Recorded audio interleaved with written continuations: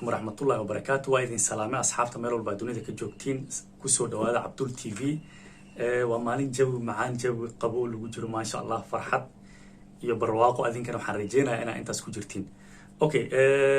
فرح هذا الفرحة لها يدين وضمانته بلال بلوشاوي أو لسوسي داي حد ورسور داعي 3 دقائق كور. أوكي أنت أنا إذن جود جلين هذا channel كعصب تفضل سبسكرايب نوصار نقصو بير أصحاب تادنا لو ذاك شير كبحي الشير ده أصحاب هذا لو ذاك. أوكي واحد يدين وضمانته واحد هاي بلال بلوشاوي أو لسوسي داي وحاوتين بلال بلوشاوي أيامها إنه كحرنا هرجيس الصومالي لان لون حري علن كوب شح وعبي وعلن كصومالي كصبرنا هرت مرك هر وحافي عن هذا تكتمل ومامول كجرو مامول كاس إنها تحشميسو وح ودكسن إشروع ودكسننا عاد معناها نين احترامه أما كل رقم عاد نقطه مرة هاي وحول سميها غلطه مرة هاي وحول سميها صحة واحد لو سميها غلط وواحد لو سميها صحة أنت اسمها وحن كهلنا وحكهلنا هذا الكلي وحواي إلا سوسي داس مدي سنة أرين فرحة لتها تهاي أفرتني سديت ساعة ودن كيسة أما مقديش مجالده وكي ما وديب أقول لابن دونه هذا الكي معناها لوير كي أما أبو كاتيه سوسي داينا وكنا إلى فرصة قريقان شمال مندلا waxaa jirtay xukun ka soo baxay maxkamadda gobolka Maroodijeex ay ku riday wiil dhalinyaro lagu magacaabo Bilaal Bilshaawi bal faahfaahin naga sii qaraarkaas dacwadaasi marka muddo socotay waxa inankaas ku eedeysnaana wuxuu ahaa koob shaah oo la yiri calanka Soomaaliya ayuu ku sameeyay runtii horta arintaas baan saxayay inanka ma aha cid wax ku sameysay calanka amba koob shaah wax ku sameysay horta waarun hadalka dadka ay dhahayaan koob shaah oo calan ku sameeyay ma aha koobka shaaxa waxa ku sameeyay dadkii maqaayada iska lahaa ama dadkii kushiinka markaas ku jiray ayaa koobka shaaxa u sameeyay saa videogan ku arki doontaan qofkii sameeyay asagaba labadaba maadaama ay ka imaadeen koonfurta Soomaaliya labadoodaba maxkamadda waxay ku amartay in wadanka laga saaro laakiin all in all waxa farxad ah cunug yar oo iska miskiin ah agoon iska ah hooyadiisna arkayseen oo hinta iyo elinta ka daadanaysay inuu maanta macnaha xabsi ka soo baxo xorriyadiis dib u helo magaalada uu ku imaadana uu dib ugu laabanaya intaas farxada intaasana aniga idin la wadaagaya clipkaas hadda inaan tusiyo macnaha Soomaaliya oo dhan way ka dhareegsan tahay hadii ahaan leed Facebook hadii ahaan leed YouTube hadii ahaan leed TikTok macnaha waxa aan ka hadlay maanta ma waxaan videogan ay tusinayo ma rabo inuu qaab siyaasad u ekaado ama macnaha dadka qaar oo la ekaado ma aha kaliya maanta waxaan ka hadlaynaa waxay tahay in la soo siiday arin farxadna ay tahay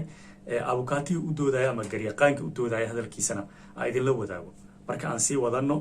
waxa uu sheegay waa run waxa say gacantiisa ku sameeysta maaha waa wax loo sameeyay marka aan sii wadano waxa uu dhahay abukaataha aan fiirsano inanka yiri meherada Jumeera ayuu tagay waxaan u doonayay dhalinyarta Somaliland qaar kamid ah waliba reerkiisa ayaa kaxeeyay oo casho geeyeen markii hotelka tagay dhalinyar badan ayaa garatay oo ku soo yaacay waxay dhamaanteen waa madaxweynaha TikTok aad baa loo soo dhaweeyay marka inan kamid ah inamadii kusheenada ku jiray ayaa wuxuu soo ku talagalay midna ma ahayn dhinaca kale waxa lagu soo yeeday inankaasi inuu qarannimada Somaliland wiiqayay iyo inuu boorinayay in sharciga laga hor yimaado laba eedood oo isa saaran bay haayeen muddo dacwadu socotay hase yeeshee saaka ayay soo gabagabowday والحمد لله هديبه معناها ساكي وسو غبغبوده إلهينا وسو فديي arrintiisa kulleeba dadkii u dooday iyo dadkii macnaha ayagana ka qayb qaatay soo deesmadiisa hadii ahaan lahayd maamulka hadii ahaan lahayd looyaradii u dooday hadii ahaan lahayd dadkii shacabka ayagana inta way ku mahadsan yihiin hooyo murugsaneed hooyo murug haysatay oo dhibaataysneed ayay runtii maanta dhibaato ka kor qaadeen markay maqasho wiilkayga waa lagu soo sidaayay runtii farxadda ee farxda kaliya ducaa ah marka qof walba oo ku lug lahaa aad ugu mahadsan yahay waxaana maxkamaddu qaraarisay in 48 saacadood gudahood lagaga saaro dalka wax xukun oo kale ku dhacayna ma jiro saas ba xorriyadiisa loogu celiyay laakiin halkii ay ahayd suuqa in lagu siday xorriyadiisa taam loo celiyo ay maxkamaddu waxay qaraarisay 48 saacadood in immigration kaga saaro magaalada amba jamhuuriyadda Soomaaliland oo dhan kulli labadayna laba nin oo Muqdisho u dhashay bay haayeen labadaba isku xukun bay qaatay maxkamaddu may kala saarin labadaba waxay amartay in 48 saacadood lagaga saaro kiiga jamhuuriyadda Soomaaliland isla markaana lagu celiyo Soomaaliya okay videoga intaas horta muhiimadiisa ah intaas oo inta badan macnaha ay ka quseeyay Jamaal Bilaal Bulshaawi aan dhahay garyaqaanka jamaal la dhahaa marka waxaan leeyahay kulleybu dadkii soo sii daayay lawyerkan iyo qof walba hambalyo isagana waxaan leeyahay ama qof walba oo Soomaali ah bulshada magaca ku dhex lahaada ama qof iska caadi shakhsi ah ahaado runtii adduunkan waxaa waaye special hadda Soomaaliya ka hadalno Soomaaliya maamulo aad u tiro badan jiro siyaasad ahaanna aan hadda macnaha isfahansaneen oo waxyaabo badan isku diidan yihiin ayaa jiro okay ayadii oo sidaas tahay qof walba marka sharcigiisa iyo wixii asaga u degsan waxa haboon in la tixgeliyo isla markaana shuruucda iyo markaas meesha ay joogto amarkeeda iyo wixii ayaga dadka markaas meesha jooga ee isku darsadeen oo sameysteen in la qaato ee lana xushmeeyo macnaha ma aha waxaan dhihi karaa hadda bulshaawi iyo maamulkii ama wadankii u tagay runtii waxa ka dhaxdhacay wuxuu ahaa wax yar oo isfahan waa ma ahan inuu ku talagalay ama asaga sameystay